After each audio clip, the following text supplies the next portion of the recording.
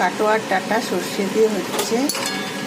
তো এই দেখো কাটোয়ার ডাঁটা, পটল আর একটু আলু এরকম করে লম্বা লম্বা করে কেটে নিয়েছি। একটু পাঁচফোড়ন আর জিরে সোমবারে দিয়েছি, সোমবারে দিয়ে তারপরে এগুলোকে ভালো করে ভাজা ভাজা করেছি। ভাজা ভাজা করে এরকম লম্বা লম্বা করে কেটে নেবে।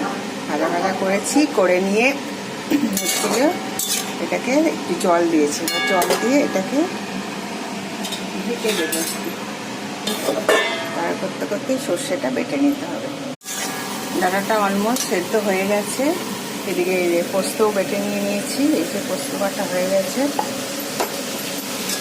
আর ডাঁটাও সেদ্ধ হয়ে গেছে। তো এইবার এটা এর মধ্যে দিয়ে দেবো।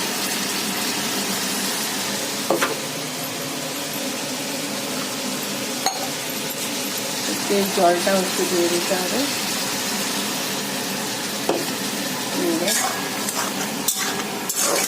নুন মিষ্টিটা স্বাদ মতো দেবে, যে যেরকম মিষ্টি খাও সেরকম দেবে।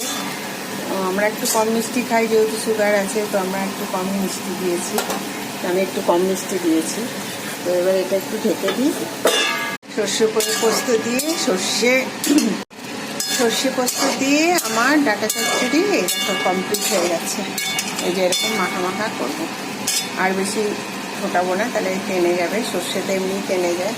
তো কমপ্লিট আমার সর্ষে পোস্ত দিয়ে ডাঁটা রেডি। আমার সর্ষে পোস্ত দিয়ে কাটোয়ার ডাঁটা চচ্চড়ি।